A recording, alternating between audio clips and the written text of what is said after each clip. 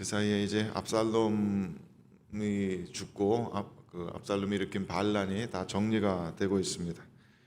다윗의 개인적인 감정으로는 반란이 끝났다는 안도감보다는 아들이 죽었다는 그 슬픔이 훨씬 더 큰 것 같아요. 이 앞에 18장 33절 말씀 보면 이렇게 되어 있습니다. 왕의 마음이 심히 아파 문 위층으로 올라가서 우니라. 그가 올라갈 때 말하기를 내 아들 압살롬아, 내 아들 압살롬아, 차라리 내가 너를 대신하여 죽었다면 압살롬 내 아들아 하였더라. 굉장히 격렬한 슬픔에 빠져 있는 모습을 볼 수 있죠. 하지만 다윗에게는 이런 개인적인 슬픔에 빠져 있을 틈이 허용이 되질 않습니다. 압살롬의 아버지이지만 동시에 이스라엘의 왕이기 때문에 그렇습니다. 무엇보다도 이 다윗의 편에서 함께 싸웠던 이 군사들 때문에 그런데요. 이들은 압살롬의 군대와 목숨을 걸고 싸웠는데 왕이 그것에 대해서 칭찬하고 치하하지는 못할 망정 골방에 들어와서 저렇게 통곡을 하고 있으니까 군사들의 사기도 한껏 떨어지고 분위기는 완전히 초상집 같이 되어버린 것입니다. 그래서 군대 장관 요압이 그런 상황을 걱정하여서 다윗에게 일어나서 나가서 부하들을 좀 위로해달라고 이야기를 합니다. 그렇지 않으면 왕 곁에 남아있을 사람이 누가 있겠습니까? 이렇게 다윗을 타이르고 충고를 하죠. 아마 많은 사람들은 이런 때에 이런 충고 잘 못 받아들일 겁니다. 내 마음이 허물어져서 한껏 상해 있는데 옆에서 입 바른 소리 하는 이런 충고 받아들이기가 그렇게 쉬운 건 아니죠. 그래서 대부분은 그렇게 말하는 사람을 더 미워하고 더 완악하게 고집 피우기 쉽겠지만은 다윗의 장점 중에 하나는 이렇게 자신의 잘못 지적하는 충고를 잘 받아들입니다. 그러니까 어떤 사람이 이성적이다, 지성적이다라고 하는 것은 자기 자신을 객관적으로 볼 수 있는 힘이 있는 것이라고 이야기하였는데 다윗은 자기 자신을 객관적으로 그렇게 바라볼 수 있는 것 같습니다. 자신의 잘못이 지적될 때 객관적으로 바라보고 이게 잘못됐다 싶으면 그것을 잘 고칩니다. 그래서 8절 말씀에 보니까 왕이 일어나 성문에 앉음에 어떤 사람이 모든 백성에게 말하되 왕이 문에 앉아 계신다 하니 모든 백성이 왕 앞으로 나아오니라. 이스라엘은 이미 각기 장막으로 도망하였더라. 이렇게 되었습니다. 성문 앞에 나가섰다는 것은 말하자면 이제 왕으로서 오피스에 간 셈인데 그것을 보고서 모든 백성들이 왕 앞에 나옵니다. 다윗은 이 백성들을 바라보면서 자신에게 나오는 백성들을 바라보면서 자신에게 주어진 그 소명을 다시 한번 자각할 수 있었겠죠. 내가 지금 개인적인 슬픔에 빠져 있을 때가 아니구나. 내가 이들을 다스려 하고 이 혼란을 지금 수습해야 하는구나. 그래서 자각했을 겁니다. 지금 자칫하면 나라가 둘로 갈라지게 생기지 않았습니까? 압살롬 따르던 이들, 또 다윗 따르던 이들, 자칫하면 이렇게 둘로 나눠질 판이니까 그 민심을 바로잡고 다시 온 나라를 하나 되게 만들어야 합니다. 그게 다윗 한 사람에게 달려있는 겁니다. 다윗 한 사람의 말과 행동에 따라서 온 나라가 둘로 나눠질 수도 있고 다시 하나가 될 수도 있습니다. 지금 다윗에게는 그런 중요한 소명이 온 이스라엘을 화평하게 해야 하는 소명이 있습니다. 그래서 그 뒤에 9절 10절 말씀 보면은 이스라엘 모든 지파 백성들이 다행히도 다윗을 다시 왕으로 모셔드리기 위해서 미팅을 가지고 이렇게 변론을 하고 있다고 합니다. 여기서 이스라엘 모든 지파라는 것은 유다 지파를 제외한 다른 지파들이죠. 그 중에는 압살롬을 따랐던 이들도 많겠지만은 이제 압살롬이 죽었고 뭐 다른 대안도 딱히 없으니까 다윗 왕을 다시 복권시켜서 왕으로 모셔와야 되지 않겠느냐 이렇게 논의를 하고 있는 겁니다.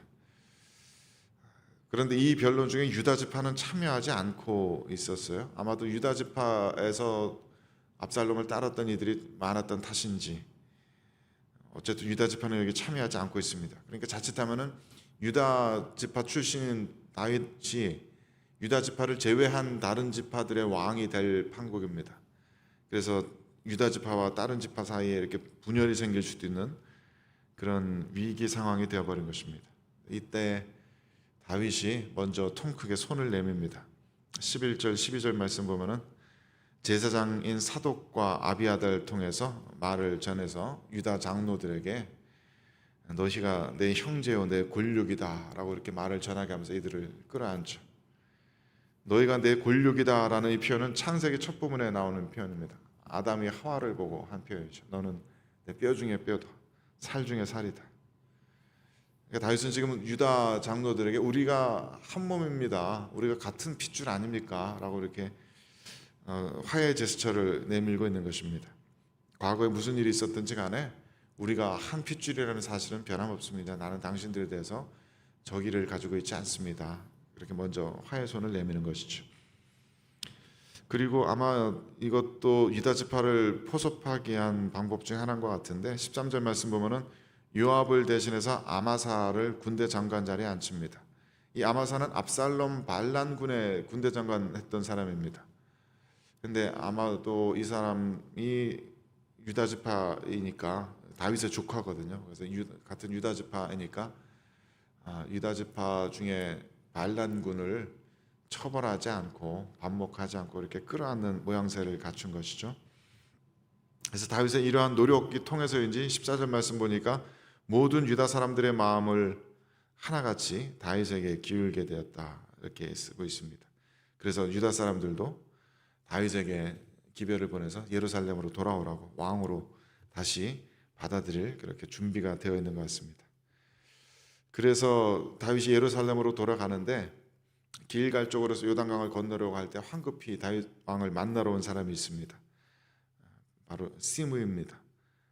피난길에 오르는 다윗을 향해서 욕을 하고 저주하고 돌 던지고 모욕했던 그 시므이가 압살롬의 반란이 실패로 돌아간 것을 알고 다윗이 다시 왕으로 돌아오는 것을 알고 급하게 다윗 왕 앞에 엎드리는 것입니다.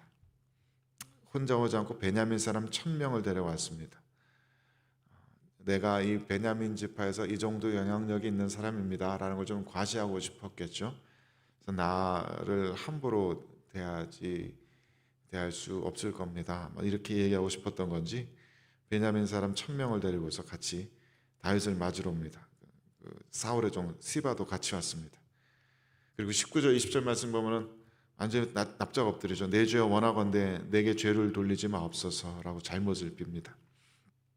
보통 이런 경우는 다윗이 어떻게든 복수를 하려고 했겠죠. 뭐 당장 잡아 죽이든지 그렇지 않더라도 무슨 심한 말 한마디 해가지고 좀 이 사람을 좀 찍어 누리고 싶었겠지만은 그래서 베냐민 지파를 잃어버리는 한이 있더라도 그렇게 개인적인 복수를 하고 싶었겠지만 다윗은 그러질 않네요. 다윗의 부하 아비사도 옆에서 저 시므가 여호와의 기름 부은 자를 저주했던 자인데 죽여버려야 하지 않겠습니까? 내가 죽이겠습니다 하고 나서는데 다윗이 그를 만류하면서 이렇게 얘기합니다. 22절 하반절에 내가 오늘 이스라엘의 왕이 된 것을 내가 알지 못하리요. 나는 내가 이스라엘의 왕이라는 것을 안다. 한 개인이기 이전에 이스라엘 왕으로서의 어떤 책임을 내가 가지고 있는지 안다라는 것이죠. 지금 나에게 주어진 소명이 무엇인지, 이스라엘의 왕으로서 자칫 쪼개질 수 있는 나라를 하나로 합쳐야 하는, 화평하게 해야 되는 그런 소명이 나한테 있는 줄을 나는 안다라고 이렇게 스스로에게 말하자면 되뇌이고 있는 것입니다. 그래서 시므이도 처벌하지 않습니다. 물론 나중에는 이게 개인적인 감정이 적지는 않았나 보죠. 그래서 임종 침대에 솔로몬에게 저 시므이라는 자가 옛날에 그렇게 했던 것을 잊지 말아라. 내가 뭐 어떻게 하라고 말하지는 않겠지만 네가 잘 알아서 하리라 믿는다. 이제 그러고 숨을 거두죠. 그리고서 다윗은 무미보셋도 만납니다. 아마도 시바는 이것 때문에 그 무미보셋을 만나서 자신의 거짓말이 탄로날까봐 시바도 황급하게 달려왔던 것 같은데, 무미보셋을 만나보니까 24절 말씀에 이 무미보셋은 마치 상당한 사람처럼, 왕이 떠난 날, 피난길을 떠난 그날부터 상당한 사람처럼 몸을 꾸미지도 않고, 원문에는 발톱을 깎지 않았다 그랬습니다. 발톱을 깎지 않고 수염을 깎지 않고 옷도 빨지 않고 그렇게 상당한 사람처럼 그렇게 슬픔을 표현하고 있습니다. 그것만으로도 이미 이 사람의 결백이 어느 정도 좀 증명이 되는 거죠. 다윗 왕이 너는 왜 나를 따라 나서지 않았느냐 물어보니까 시바가 나를 속였다고, 그래서 나귀에 오르지 못하게 하였다고, 그리고 그가 나를 모함한 것이다 라고 이렇게 얘기합니다. 내가 이미 왕 앞에서 죽은 사람이나 마찬가지인데, 왕께서 나를 왕의 식탁에 함께 앉혀주셨는데 내가 또 더 무슨 바랄 것이 있어서, 무슨 권리가 있어서 다른 뭘 더 구하겠습니까? 그렇게 얘기합니다. 그러니까 정황상 시바가 거짓말을 했던 것 같아요. 그래서 그 전모가 밝혀졌으면은 시바를 불러다가 야단을 치고 그 재산을 완전히 몰수하고 그래야 될 것 같은데, 다윗은 여기서 더 한 걸음 더 나가지 않습니다. 진상을 파헤치려고 하지 않습니다. 분명히 집요하게 추궁하다 보면은 둘 중에 누가 거짓말하는 건지 밝히기가 어렵지 않았을 텐데, 다윗은 그렇게 하지 않고 그냥 둘 모두의 말을 받아들입니다. 재산을 그냥 둘이 나눠 가져라 이렇게 명할 뿐입니다. 그러니까 이 19장의 말씀 쭉 보면은 압살롬의 반란 때문에 자칫하면 두 동강 날 뻔했던 나라를 수습하는 과정 중에서 정말 아무도 벌을 받지 않습니다. 다윗에게 대해서 반란을 일으켰던 그 수많은 사람들 가운데 아무도 벌 받지 않고 아무도 보복당하지 않습니다. 다윗은 아무에게도 원한을 품지 않고 최소한 드러내지 않습니다. 개인적인 감정으로는 죽이고 싶도록 미운 사람이 한둘이 아닐 텐데, 이 사람도 나를 배신했고 저 사람도 나를 배신했다, 그걸 생각하면 얼굴 쳐다보기도 싫을 사람이 많을 텐데, 다윗은 이스라엘의 왕으로서 이들을 다 품어버리고 맙니다. 예수 그리스도의 십자가 사건이 그랬던 것처럼 다윗 주변에 있는 많은 사람들의 죄악을 그냥 자기 한 몸으로 그냥 끌어안아 버리는 것입니다. 그 모든 죄악들이 그래서 다윗 안에서 소진되어 버립니다. 더 큰 보복으로, 복수로, 악을 악으로, 폭력을 폭력으로 되갚는 것이 아니라 거기서 끝나버리는 것입니다. 그래서 필립 얀시라는 작가는 이런 것을 가리켜서 비은혜의 사슬을 끊는 것이다 라고 표현했습니다. 세상은 이렇게 계속해서 죄를 더 큰 죄로 갚고 악을 더 큰 악으로 갚으면서 은혜롭지 못한 일들의 사슬이 계속해서 이어지게 되는데, 누군가는 이것을 끊어야 한다는 것입니다. 그것이 우리 주 예수 그리스도께서 하신 일이고 우리 크리스찬들이 해야 되는 일이라는 것이죠. 다윗이 여기서 자신의 감정을 따라서 복수하고 처벌했다면은 분명히 나라가 큰 혼란에 빠졌겠죠. 나라가 두 동강 세 동강이 났을 겁니다. 하지만 누군가는 그 비은혜 사슬을 끊어내야만 했습니다. 다윗이 이걸 했습니다. 자신의 미움을 극복하고 모든 다툼을 거기서 그치게 했습니다. 그래서 예수님께서는 산상수훈에서 이렇게 가르치시죠. 화평하게 하는 자는 복이 있나니 그들이 하나님의 아들이라 일컬음을 받을 것이며.